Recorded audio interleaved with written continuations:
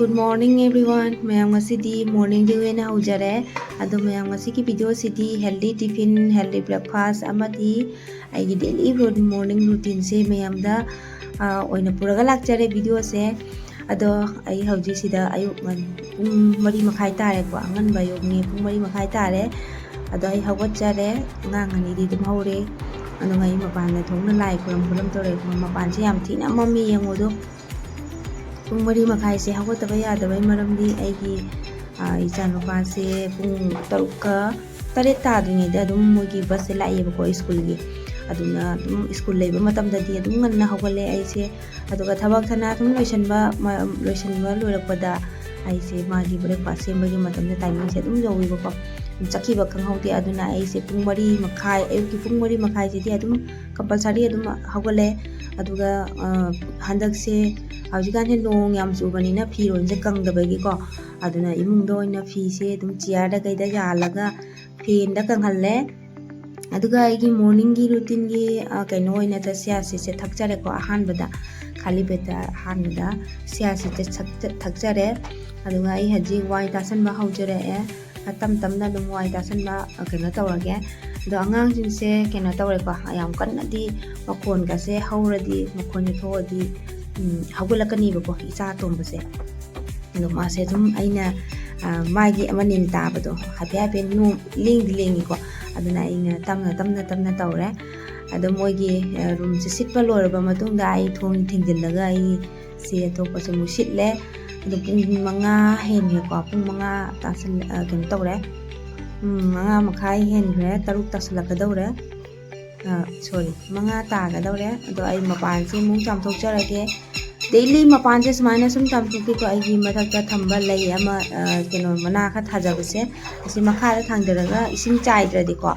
mathakta thammaga ising chaidi mathakta thamiba keno singse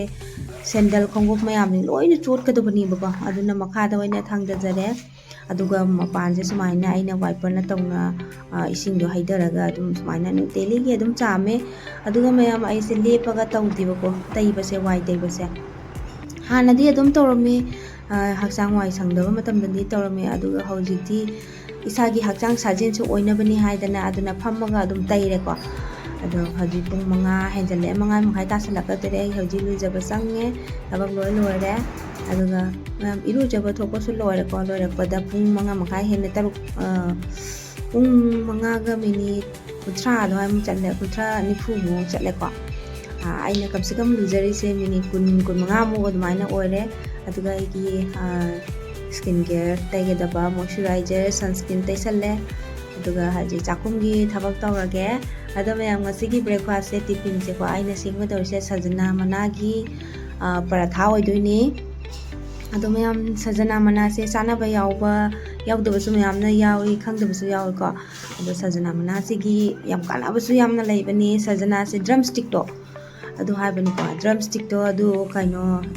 haksang khu tang chikpada kopada chabada yam phayena hainabani hidak ni basisu hidak makhalamani ado mana se su phai ko chaba aduna mana se ngasidi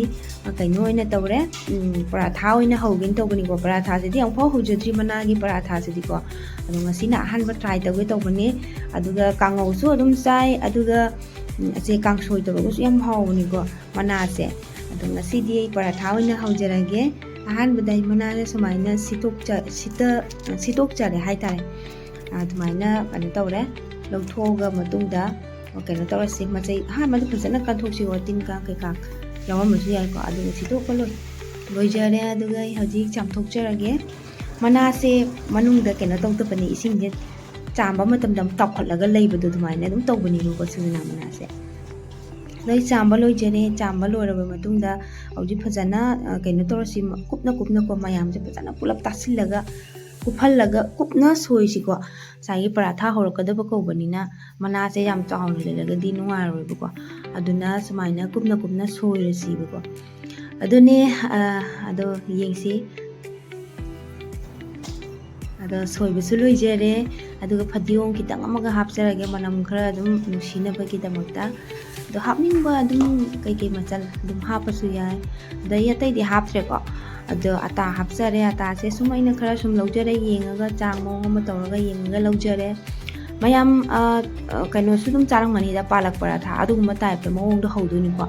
thum hapchille maroi marang aduga moro kitang chaisalle asmai tawraga mix tawsallasi ko ising khaga hapaga aduga totpirasi aduga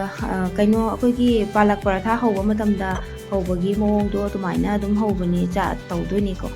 adu asmaina tawraga totle aduga mayamsu aigi aina tawriba mawongse tawba yawnaragadi adum haibirao adi sajana managi paratha se chanare haibado mayam sum adi marakta sum yawnamgani ko chanabasu